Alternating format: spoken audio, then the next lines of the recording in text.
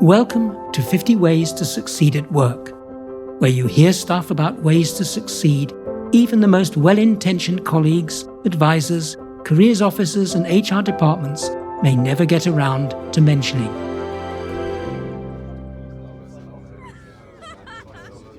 Today's podcast is on stopping a stream of constant chit-chat at work undermining your productivity. Whether face-to-face or virtual, casual chats during working hours can sabotage your success. To become known as a responsible person, chuck what I call the chit-chat habit. It may seem friendly, even quite pleasant having a bit of a gossip, but it comes at the expense of performance when productivity almost always dives. If you find yourself talking about non-related matters while supposedly at work, take it as a warning that something needs to change. It's best to do it during your breaks, rather than wasting your productive hours doing something that adds little to what's expected. The simple office chat we're talking about here has a less familiar name: office politics. This form of communication will seldom put you in a good light. If you're smart enough to complete your assigned tasks, then help others achieve theirs, rather than interrupting them when they're busy. If you want to keep your image clean, chuck the chat. But supposing someone comes over to you and starts chatting, or on a virtual call, you find people start diverging from the purpose by offering gossip or diverting into seemingly harmless sharing of non-relevant information. Your best response to these situations is to invite them to help you with your work.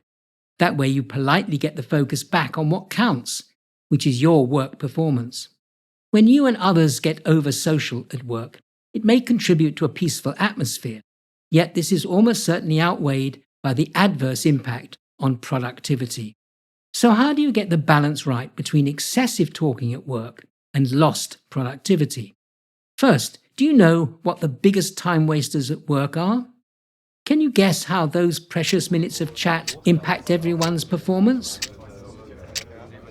Do you know what to do about these performance killers?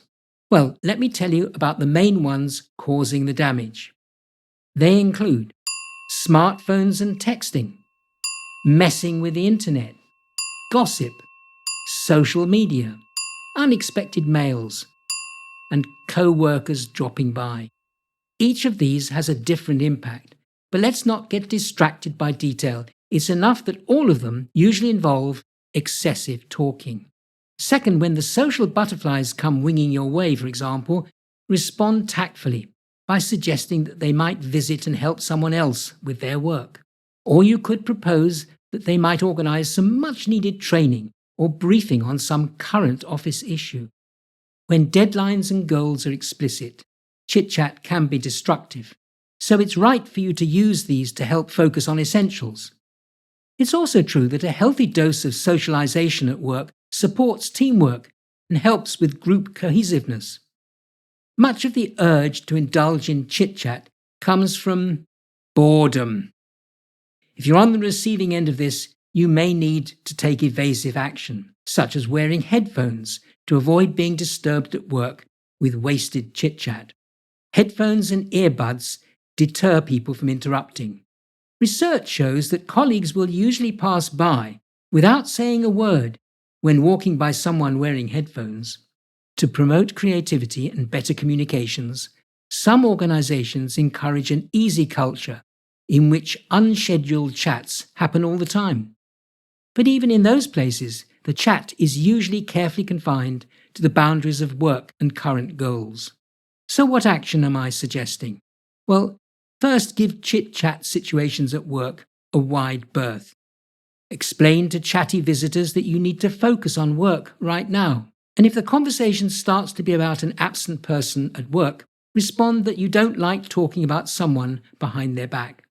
So what can you take away from this to make the best use of your time at work?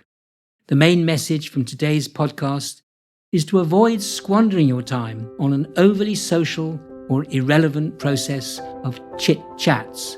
In other words, dump the chit-chat. You've been listening to an episode of Andrew's 50 Ways to Succeed at Work. If you want to hear more, please subscribe free to my regular weekly podcasts.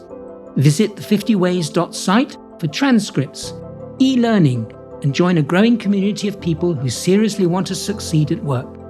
Thanks for listening, and bye for now until next week.